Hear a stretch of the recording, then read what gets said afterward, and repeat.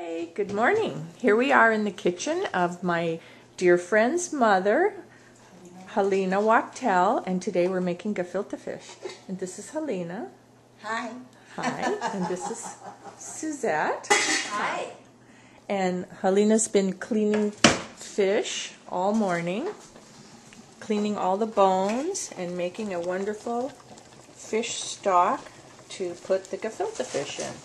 And we're going to learn how to make gefilte fish the real way. We are getting ready to unwrap the fish, which Helena purchased at the special Jewish fish vendor. This is our biannual gefilte fish morning. My mother and I make gefilte fish for Passover and for Rosh Hashanah every year.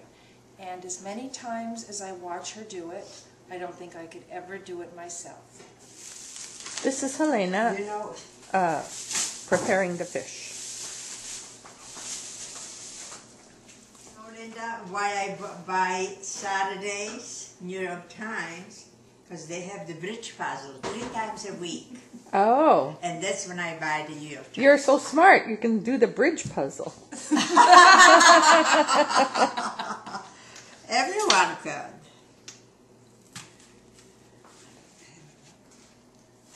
And we chop it and we use the Cuisinart.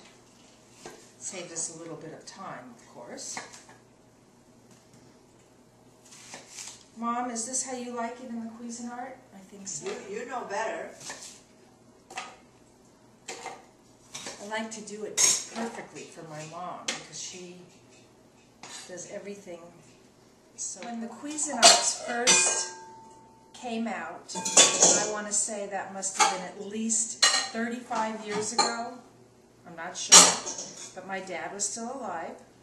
And he called me up one day and he said, I want to buy your mother a Cuisinart for Mother's Day. So my dad did not drive. He didn't like driving, and he had a driver that picked him up and took him to his office downtown every day. He was in the clothing business. So I went with him to an appliance store, and it was the first time I think I had ever seen a Cuisinart, and that is what we gave my mother for Mother's Day, maybe 35 years ago, and this is the same Cuisinart. Wow. Here's Helena grinding the onions in the Cuisinart.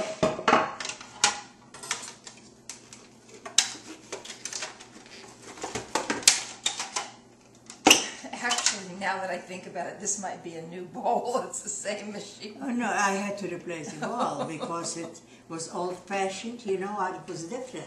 Oh, okay. Oh, yeah, well, the plastic gets brittle after so many years. Yeah. Helena starting to blend the onions into the fish. She scoops them in bit by bit, and she cuts them in with her mezzaluna. And now she's cracking in the eggs. Chop, chop, chop. And for exact measurements, you can refer to the recipe. Now, what happens is when you're cutting this onions and egg into the fish begins to get kind of sticky. And eventually it will be a consistency that will hold together as a fish ball without the need of any. That is an old-fashioned tool. It's really like a double-curved knife blade. And it slowly breaks down the fish and incorporates the eggs and the onions. Here's Helena fishing all the bones out of the fish stock, because once it's boiled for quite a while, you really don't need all those bones and fish heads in there any longer, and they could just kind of poke into your fish bowl. Now here, you add the eggs in gradually, but for 8 pounds of fish, you're going to end up putting in around 7 eggs. You'll just judge by the consistency. Make it. So here we are, adding more onions, adding more eggs, continuing to chop. Did you taste it? Not yet, Mom. And then you have to taste it and make sure that you've got the right amount, that it's salty enough and sweet enough. We are also going to add sugar to this. Let's watch the expert mix. She has a whole technique. See how she gathers it in from the side and then she mixes it. So kind of gather it in from the side and then cutting it with the double blade. Here we are putting a little bit of ice water in the mix. Kind of lightens it up a little and further helps coagulate this fish. So far we have put in 6 eggs. Yeah. This is Halina making the first piece. She dips in her hands in the ice water. Then you scoop up the fish with the side of your hand, and then you form it into an oblong shape kind of ball. Smooth it and form it. Just beautiful. We are many hands forming the balls, carefully going back and forth from hand to hand, and they stay together. Now we drop the balls into the simmering stock.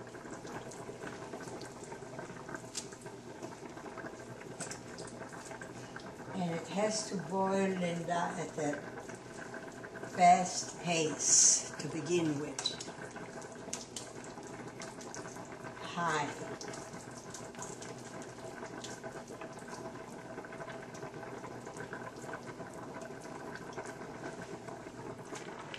You're just going to put the last couple in, and you see, like Halina says, you have to boil it hard for the first little bit, so the balls at least are cooked on the outside and then they don't stick together.